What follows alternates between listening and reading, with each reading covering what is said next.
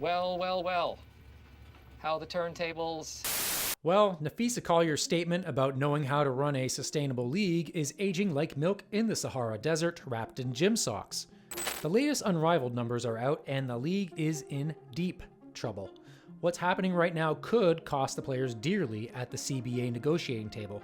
Let's get right into it, it won't take long. That's what she said!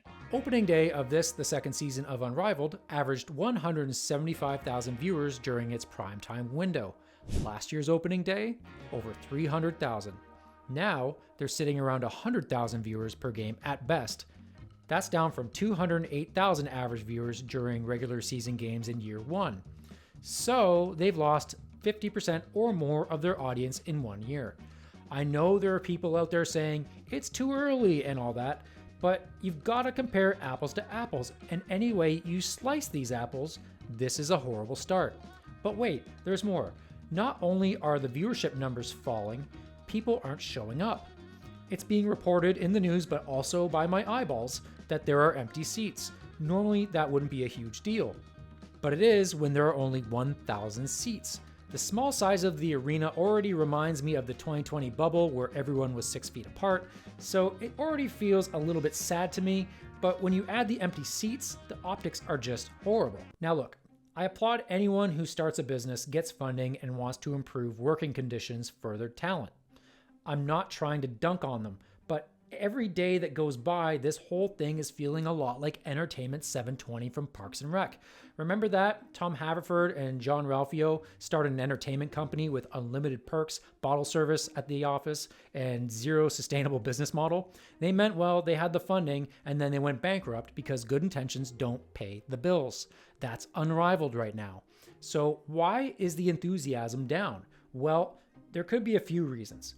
It could be that the CBA negotiations are casting a dark cloud over the league. It could just be that the novelty has worn off.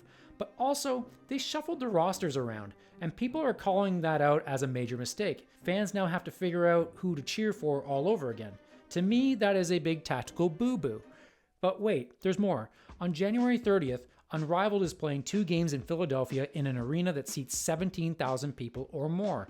Let's be real, unless Caitlin Clark is playing, it's rare for a WNBA game to sell out. Golden State did well last year, granted, but that was their inaugural season and fans cared about the team. Anywhere else, it just doesn't happen. This could be horrible optically for the league. Even if they get 10,000 fans, which I personally don't think they will because they can't get 1,000 right now, that's a half-empty arena on camera. And if they get 5,000, that's 12,000 empty seats. All of it is a horrible look.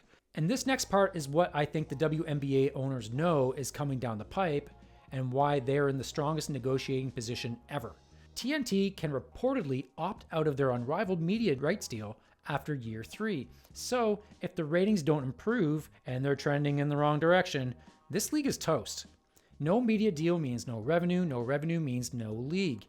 All of this is a nightmare for the WNBA Players Union. The owners have been saying all along that the players' demands aren't sustainable, that they'd lose $700 million if they accept what the players are asking for. The players have claimed otherwise. They've said the owners are lying about the financials or should be better at their jobs. Unrivaled was supposed to be their leverage. Their way of saying, see, we can play elsewhere, we don't need you, meet our demands, or we'll just play in these other leagues. But Unrivaled is collapsing, and it's proving the owners right, and everyone kind of knows it. When you add this all up, the WNBA owners are now clearly winning the optics battle. They've budged many times, they've made fair offers, they've stuck to their position that the economics don't work.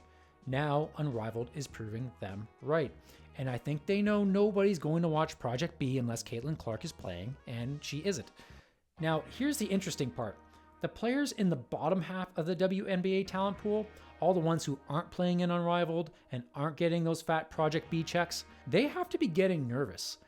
They're the ones getting hurt by all of this, and you have to wonder if or when they'll start getting vocal.